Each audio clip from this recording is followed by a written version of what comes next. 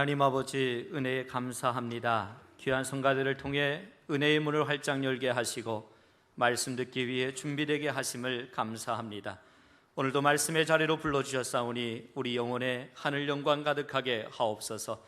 말씀을 전하는 자나 듣는 자나 동일한 은혜를 누리게 하시고 새롭게 결단하는 은혜의 시간 되게 하옵소서. 바라기는 부족한 종은 십자가 뒤에 가리워 주시고 주님만이 드러나는 시간 되게 하옵소서. 살아계신 우리 구주 예수 그리스도의 이름으로 기도하옵나이다. 아멘.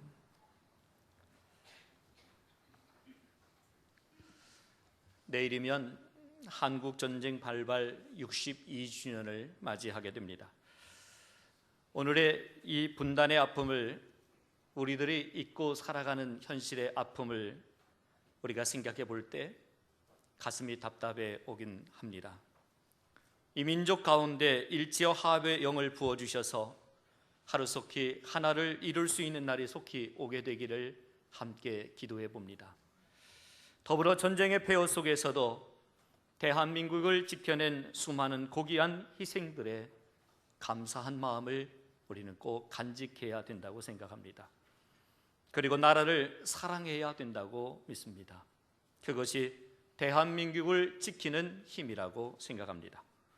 그러나 그 무엇보다도 이 전쟁의 폐허 속에서도 이렇게 부강한 나라가 될 수 있었던 것은 하나님의 은총이 있었기 때문이었다는 사실을 우리는 결코 잊어서는 아니 될 것입니다. 하나님의 은혜로 우리는 많은 것을 누리고 있고 앞으로도 더 많은 것들을 누리고 살게 될 것입니다. 우리는 하나님과 뗄래야 뗄 수 없는 관계를 맺고 있는 존재입니다. 그렇습니다. 우리가 꼭 기억해야 할 것이 있습니다. 그것은 하나님과 우리와의 관계입니다. 성경은 하나님과 사람의 관계를 다루고 있습니다. 그 핵심은 하나님과 인간 사이에 문제가 있다고 하는 거예요. 그 문제가 뭐냐면 죄라고 하는 것입니다. 그 죄는 인간과 하나님의 사이의 관계를 단절시켰다고 하는 겁니다. 그리고 그 바로 이 죄의 문제를 해결하고 하나님과 인간을 화해시키기 위해서 중보자로 오신 분이 바로 예수 그리스도라고 하는 것을 이야기하고 있습니다. 이것이 성경에서 말씀하는 핵심 내용입니다. 특히 오늘 우리가 읽은 본문은 하나님과 우리 사람과의 관계를 아주 정확하게 잘 묘사해 주고 있습니다. 어쩌면 이 본문의 말씀은 예수님이 비유를 들어서 복음적 메시지를 우리에게 전해주고 있는 말씀이기도 합니다. 여러분, 오래전에 KBS에서 방영된 오작교 형제들, 여러분 보셨습니까? 기억나십니까? 저는 이 오작교 형제들을 휴가 때 하루를 몰아서 아침부터 저녁 늦게까지 한번 본 적이 있습니다.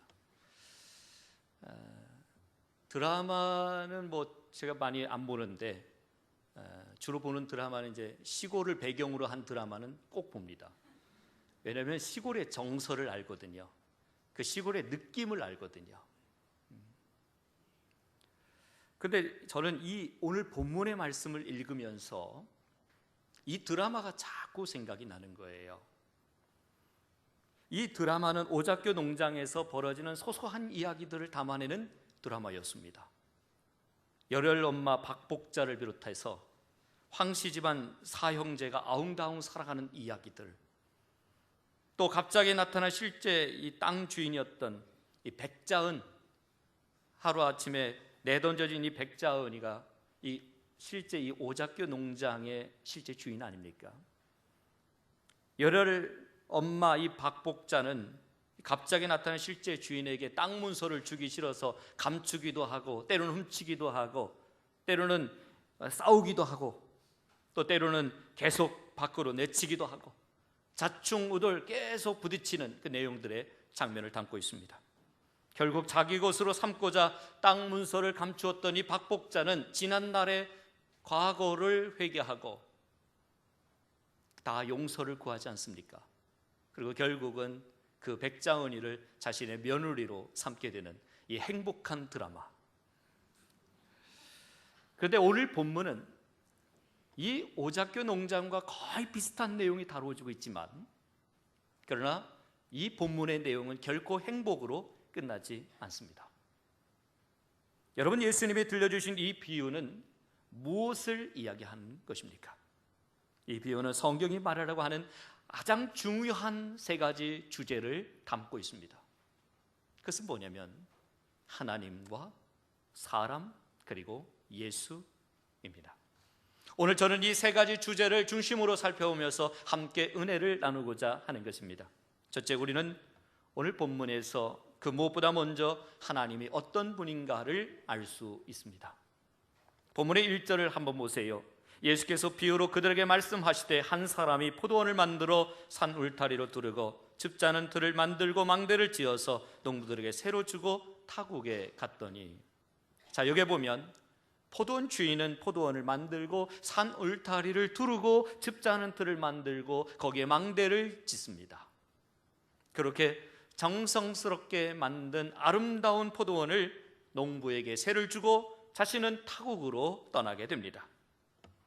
이 비유에서 등장하고 있는 이 포도원 주인은 다름 아닌 창조주 하나님을 이야기하고 있습니다. 하나님은 이렇게 아름다운 포도원과 같은 삶의 마당을 우리를 위하여 다 준비시켜 주시고 우리로 하여금 이것을 누리며 살라고 이야기하십니다. 말하자면 하나님은 모든 것을 다 갖추고 난 다음에 사람들에게 그것을 마음껏 쓰도록 하십니다. 그 이유가 무엇입니까? 하나님은 사람을 너무도 사랑하셨기 때문입니다. 그래서 생명을 주셨고 재주와 재능을 주셨고 또 가족들과 많은 소유를 주셨던 겁니다. 마찬가지로 주인이 그 농부를 신뢰하기 때문에 자기의 재산을 맡길 수 있는 거예요. 자기가 믿을 만한 사람에게 그것을 맡기는 것은 당연히 인지상정의 이야기 아닙니까? 여러분, 누군가 변함없이 나를 믿어주고 나를 참아준다고 한다면 얼마나 행복한 사람이겠습니까? 누군가 나에게 변함없이 실망하지 아니하고 계속적으로 나에게 소망을 걸어주고 나를 믿어준다고 한다면 그 사람은 참으로 행복한 사람입니다. 우리가 죄를 짓고 고통 중에 있을 때 아직도 나를 믿어주고 나에게 소망을 갖고 계시는 하나님을 한번 생각해 보세요. 감사하지 않겠어요? 당연히 감사하죠. 여러분, 여기 하나님께서 왜 부족한 나를 신뢰해 줍니까? 하나님께서 나를 너무나 사랑하기 때문입니다. 다른 이유 없습니다. 혹 이 자리에 아무도 나를 믿어주지 않는 것으로 인하여 마음의 어두움이 찾아와 있는 분이 계시다면 두려워하지 마십시오. 하나님은 여러분을 끝까지 신뢰해 주실 것입니다. 그 증거가 무엇입니까? 지금 내가 누리고 있는 것들을 한번 생각해 보세요. 하나님이 나에게 주신 것들을 한번 생각해 보세요. 내 목숨도 맡겨주시고 내 재능도 맡겨주시고 내 은사도 맡겨주시고 내 삶 속에 풍성한 삶을 맡겨주셨다고 하는 거예요. 그만큼 하나님은 나를 신뢰하고 있다고 하는 겁니다. 사실 우리들은 하나님이 주신 것들을 가지고 살아가잖아요. 그것을 누리고 우리는 살아가고 있습니다. 생각해 보십시오. 맑은 공기, 햇빛, 많은 자연들, 여러분들 이것을 사용하기 위해서 세를 냅니까? 그러지 않습니다. 그냥 주신 것들입니다. 하나님이 누리도록 우리에게 주신 것들입니다. 그런데 중요한 것은 때가 되었을 때 주인이 농부들에게 세를 받으려고 종을 보낸다고 하는 거예요. 오늘 본문의 2절 보세요. 때가 이름에 농부들에게 포도원 소출 얼마를 받으려고 한 종을 보내니 말씀합니다. 이 말씀은 포도원 주인과 농부가 어떤 관계인지를 말해주고 있어요. 어떤 관계입니까? 포도원 주인은 세를 받는 사람이고 농부는 세를 주는 사람이에요. 흥미있는 것은 포도원 주인이 소출의 얼마를 받겠다는 거예요. 여기서 얼마라고 하는 것은 지극히 적은 소량을 의미하는 거예요. 적은 금액입니다. 그러니까 지금 포도원 주인이 어떤 돈이 필요해서 지금 돈이 많이 필요했기 때문에 그렇게 받으려 했다기보다는 지금 포도원 주인이 누구인지를 확인하는 차원에서 농부가 주인이 아니라 주인이 따로 있다고 하는 것을 확인하는 차원에서 의례적으로 지금 하고 있는 것이다 라고 하는 것을 우리에게 가르쳐 주고 있는 것입니다. 저희 부모님들도 시골에서 농사를 짓고 있습니다. 가지고 있는 밭 한 자리를 다른 사람에게 내줬습니다. 선제를 팔았어요. 그래서 다른 사람에게 이렇게 세를 받고 이렇게 농사를 짓도록 했습니다. 그곳에서 한 해 동안 농사를 지으면 아마 몇 천만 원의 수익을 얻을 수 있습니다. 그런데 세로 받는 것이 200만 원 받는답니다. 200만 원은 지극히 적은 금액이에요. 몇 천만 원을 벌 수 있는 그 자리에서 포기하고 200만 원을 받아요. 이제 나이도 들고 건강도 약하고 또 힘도 여의치 않아서 가지고 있는 땅 다 농사하려면 감당이 안 되니까 그렇게 해서 이렇게 떼주고 농사를 짓도록 이렇게 합니다. 만약에 그렇지 않으면 제가 내려가서 농사 져야 돼요. 아마 저도 장화 신고 아마 돌아다니면서 농사 짓고 있을지 모르겠습니다. 여러분, 그렇게 받는 이유가 뭐예요? 정말 많은 돈을 버는 사람이 주인이지요. 그런데 어떻게 해요? 200만 원은 적은 금액인데 그 금액을 받습니다. 이것은 무엇을 이야기합니까? 주인은 따로 있다고 하는 거예요. 여러분, 하나님께서 인간을 창조하시고 난 다음에 왜 선악을 알게 하는 나무의 실과를 따먹지 말라고 했습니까? 이유가 뭡니까? 올무에 걸려서 넘어지는지 안 넘어지는지 보고자 원했습니까? 뭔가 테스트해서 이 사람이 합격하는지 아니하는지 보고자 원했습니까? 아니요. 결코 그렇지 않습니다. 창조주 하나님이 계시다고 하는 것을 이 나무를 통해서 끊임없이 확인하고자 하셨던 겁니다. 그런데 악한 농부들은 어떻게 합니까? 3절에 그들이 종을 잡아 심히 때리고 거저 보내었거늘 이야기해요. 아니, 어떻게 이럴 수 있어요? 악한 농부들이 세를 내지 않고 도리어 종을 때리고 거저 보내다니요? 여러분, 이해가 되세요? 이 상황 이해가 되십니까? 아마 여러분 같으면 이럴 때 어떻게 하겠습니까? 그만한 조치를 취해야 되지 않겠어요? 뭔가 막강한 조치를 취해야 되죠. 땅을 빼앗든지 농사 못 짓도록 하든지 뭔가 해야죠. 그런데도 이 포도원 주인은 어떻게 합니까? 다시 다른 종을 그곳에 보냅니다. 그러자 악한 농부들은 다른 종의 머리에 상처를 내고 능욕을 합니다. 주인은 또다시 다른 종을 보냅니다. 이번에는 악한 농부들은 그를 아예 죽여버려요. 그래도 주인은 참습니다. 그리고는 다른 종들을 보냅니다. 이 모습을 보면서 여러분들 무엇을 보십니까? 본문에 등장하는 포도원 주인을 바라보면서 어떤 생각이 드십니까? 둘 중에 하나일 것입니다. 완전 바보든지 아니면 놀랍도록 오래 참고 계시든지. 오늘 본문에서 여러분이 꼭 보셔야 될 것이 있습니다. 하나님께서 우리 인간들에 대해 얼마나 오랫동안 참고 계시는지를 보셔야 됩니다. 저와 여러분들이 죄를 짓고 있는 순간에도 하나님께서 얼마나 참고 또 참으시는지를 보셔야 됩니다. 어떤 분이 이렇게 물으실지 몰라요. 그렇다면 언제까지 참아야 됩니까? 물어요. 재미있는 것은 성경에 보면 사랑은 영혼까지 참는 거라고 얘기하지 않습니다. 사랑은 오래 참고로 되어 있어요. 무슨 뜻입니까? 오래 참는다고 하는 것은 무슨 의미입니까? 이것은 언젠가는 오래 참음의 마지막 순간이 온다고 하는 의미를 담고 있는 거예요.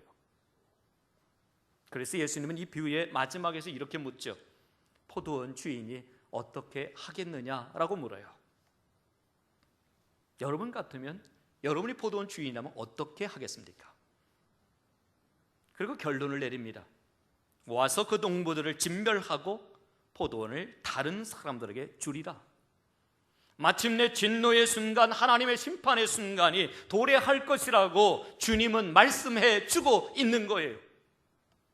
그러므로 저와 여러분들은 하나님의 심판이 임하기 전 지금도 여전히 참으시는 하나님의 사랑을 알고 하나님의 사랑을 깨달아야 될 줄로 믿습니다.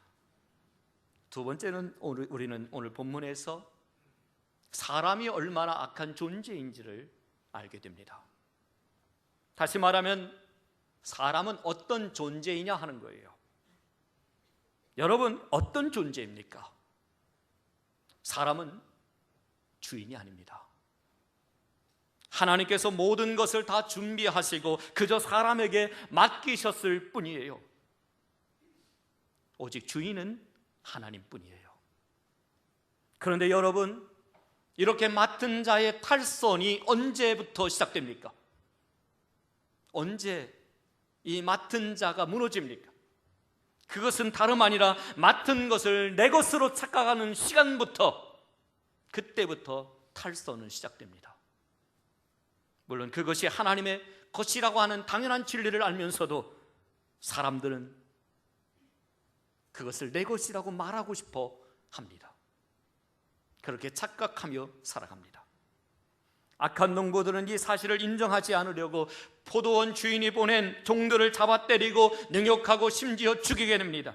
나중에는 아예 포도원을 자기의 것으로 만들려고 음모를 꾸미기도 합니다. 여러분, 역사적으로 사람이 언제 무너집니까? 언제 무너졌어요? 탐욕입니다. 탐욕. 사람의 마음속에 탐욕을 갖게 되면서 사람은 무너지게 돼 있어요. 그것이 사람을 무너뜨립니다. 최근에 뉴스를 보셨습니까? 보험금을 타내기 위해서 아내를 죽이고 동생을 죽이고 처남을 죽였어요. 아내 이름으로 보험을 넣고, 그리고 그 보험금 타내기 위해서 아내를 죽이고 그 보험금 타냈습니다. 그리고 동생의 이름으로 보험을 넣고 그 보험금을 타내기 위해서 동생을 죽이고 보험금을 타냈습니다. 처남마저도 그렇게 똑같이 했습니다. 살해한 인면수심의 이 인간이 무엇 때문에 무너졌습니까? 탐욕 아닙니까? 오늘 본문의 7절의 말씀 보세요. 그 농부들이 서로 말하되 이는 상속자니 자 죽이자. 그러면 그 유산이 우리의 것이 되리라. 하나님의 것이 아니라 이제는 우리의 것이다라고 하는 거예요. 하나님의 것을 끊임없이 내 것으로 착각하고 싶어 하는 것, 아니 알면서도 그것을 우리의 것으로 만들고 싶어 하는 것이 바로 우리의 모습이라고 하는 거예요. 여러분, 그렇게 살지 않고 있습니까? 마치 내 것인 양 내 마음대로 내 생각대로 움직이며 살아갑니다. 거기에 욕심을 품고 거기에 탐욕스러운 마음을 표현하며 살아갑니다.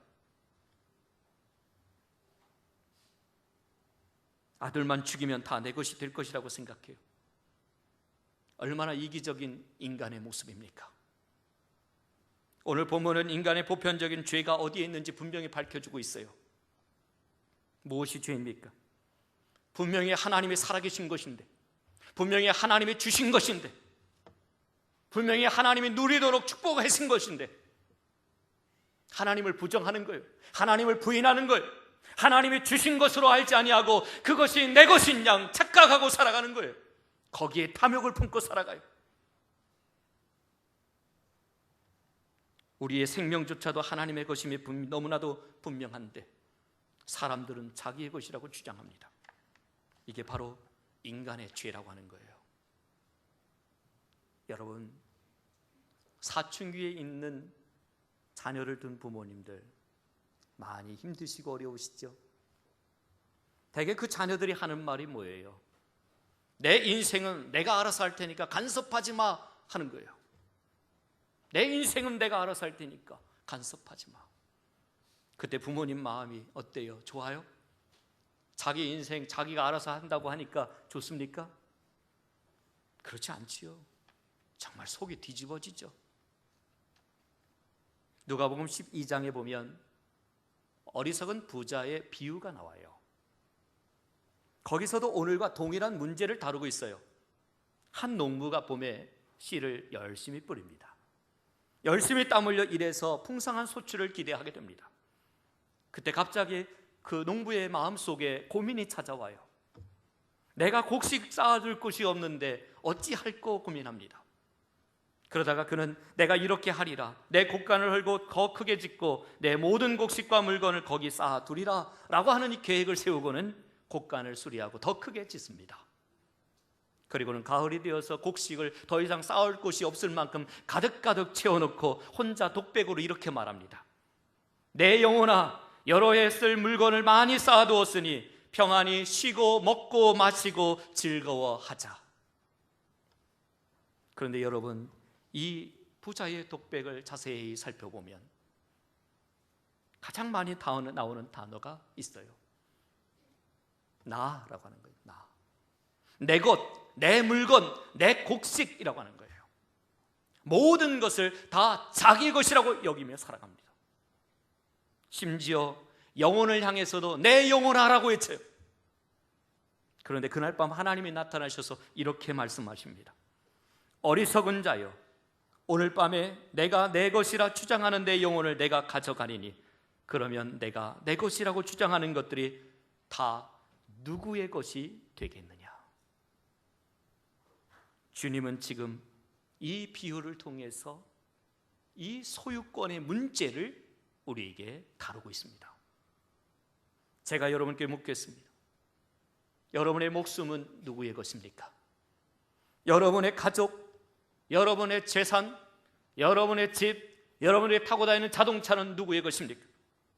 우리가 지금 내 것이라고 주장하는 것들이 죄송합니다만 어느 날 내 의지와는 관계없이 하루아침에 다 날아가 버릴 수 있다고 하는 것을 우리는 인정해야 합니다.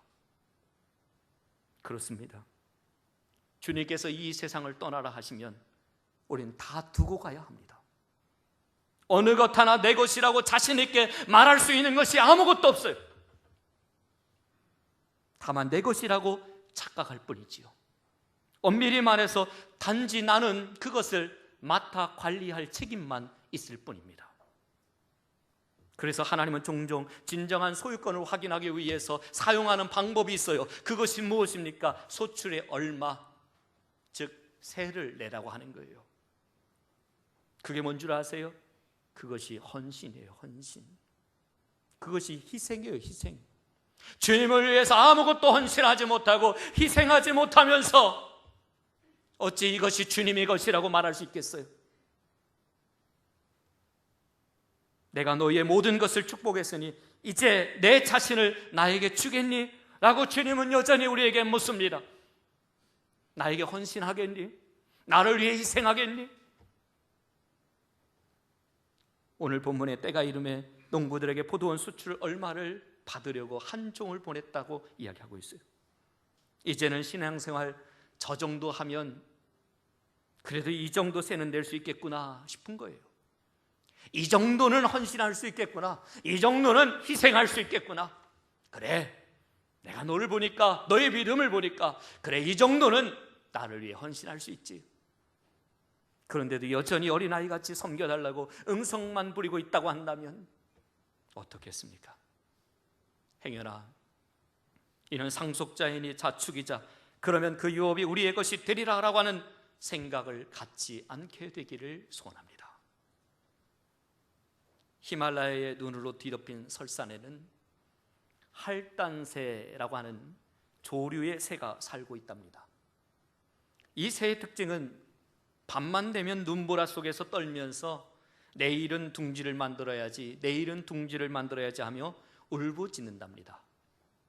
그러나 다음날 햇살이 쏟아지는 아침이 되면 그 따스함 때문에 간밤에 그 결심은 잊어버린 채 창공을 훨훨 날아다니곤 합니다. 그리고는 밤이 되면 또 추위에 떨면서 내일은 꼭 둥지를 만들어야지 하며 후회한다는 글을 읽었습니다. 어쩌면 이 할단새는 잘 잊어버리고 살아가는 우리 인간의 특성을 그대로 담아내고 있는 듯 싶습니다. 여러분, 나에게 있어서 하나님은 누구이십니까? 하나님이 여러분의 주인이십니까? 지금 우리의 삶에 누리고 살아가고 있는 이 축복된 영광, 이 풍성한 은혜의 것들이 하나님으로부터 주어진 것인 줄 아십니까? 그리고 여러분은 주님의 것이라고 믿으십니까? 그렇다면 정직하게 하나님께 헌신해야 합니다. 다시 묻겠습니다. 여러분, 인간의 죄가 무엇입니까? 인간의 죄가 하나님을 부정하고 하나님을 반역하는 것이라고 한다면 죄의 본질은 하나님의 중심에서 자기 중심으로 옮겨가는 상태를 말하는 것입니다. 죄는 이렇게 철저하게 이기적이에요.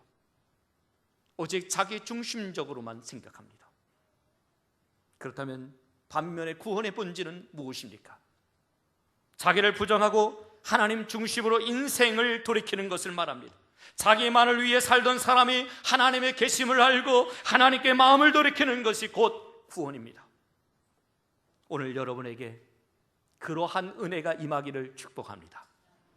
끝으로 세 번째, 우리는 오늘 본문에서 발견할 수 있는 위대한 진리는 포도원 주인이 자기의 사랑하는 아들을 보내기로 한 것이라고 하는 것입니다. 6절의 말씀을 한번 보십시오. 이제 한 사람이 남았으니 곧 그가 사랑하는 아들이라. 최후로 이를 보내며 이르되 내 아들은 존대하리라 하였더니. 여기서 말하는 아들은 누구입니까? 예수 그리스도입니다. 분명 아들을 최후로 보냈다고 하는 것은 이미 다른 종들과는 구별했다라고 하는 것입니다. 다른 종들과는 내용이 다르다고 하는 거예요. 아들은 어떤 의미에서 아버지와 동일한 위치에 있습니다. 아들을 보낸다고 하는 것은 어쩌면 아버지가 직접 나선 것만큼이나 놀라운 일이에요. 아들을 보내면서도 악한 농부들을 향해 인내하시는 하나님의 사랑은 우리로 하여금 가슴을 더욱 뭉클하게 만드는 이유가 됩니다. 우리가 잘 아는 요한복음 3장 16절로 17절 말씀에 하나님의 세상을 이처럼 사랑하사 독생자를 주셨으니 이는 그를 믿는 자마다 멸망치 않고 영생을 얻게 하려 하심이니라. 하나님이 그 아들을 세상에 보내신 것은 세상을 심판하려 하심이 아니요 그로 말미암아 세상이 구원을 받게 하려 하심이라. 아멘. 그렇습니다. 포도원 주인이 아들을 보낸 이야기는 다른 이야기가 아닙니다. 바로 예수님 자신의 이야기를 지금 하고 있는 것입니다. 예수님께서 지금 이 비유를 말씀하신 시점을 주목할 필요가 있어요. 언제 예수님께서 이 말씀을 하셨겠습니까? 우리가 알다시피 십자가의 죽음을 당하기 바로 직전에, 바로 불과 며칠 앞둔 그때에 예수님께서 지금 이 비유를 하고 계신 거예요. 여러분, 이 말씀을 하시는 예수님의 심정을 한번 헤아려 보실래요? 예수님의 심정이 어떠했겠습니까? 그 아들을 죽여 포도원 밖에 던졌느니라 말씀하시면서 예수님은 자신이 며칠 후면 포도원 밖 저 예루살렘 성 밖에서 버려져서 십자가에서 죽으실 것을 생각하셨습니다. 지금 예수님은 이 말씀을 하시면서 골고다 언덕을 바라보셨을 것입니다. 그리고 거기에 서 있는 십자가를 바라보셨을 것입니다. 그 십자가 위에서 양손에 못이 박히고 옆구리에 창이 박히고 물과 피를 흘리고 있는 자신의 모습을 바라보셨을 것입니다. 그럼에도 불구하고 주님은 이 비유를 통해서 자신의 십자가에서 죽어야 할 것을 미리 우리에게 이야기해 주고 있는 것입니다. 그러나 참으로 다행스러운 것은, 참으로 감사한 것은 결코 여기에서 끝나지 않는다고 하는 거예요. 본문에 보면 예수님께서 죽음을 이기시고 부활하신다고 하는 놀라운 예언의 말씀을 우리에게 하고 있습니다. 10절과 11절의 말씀입니다. 보겠습니다. 너희가 성경의 건축자들이 버린 돌이 모퉁이의 머릿돌이 되었나니 이것은 주로 말미암아 된 것이요 우리 눈에 놀랍도다 함을 읽어보지도 못하였느냐 하시니라. 아멘. 여기서 말하는 건축자의 버린 돌이 무엇입니까? 예수 그리스도입니다.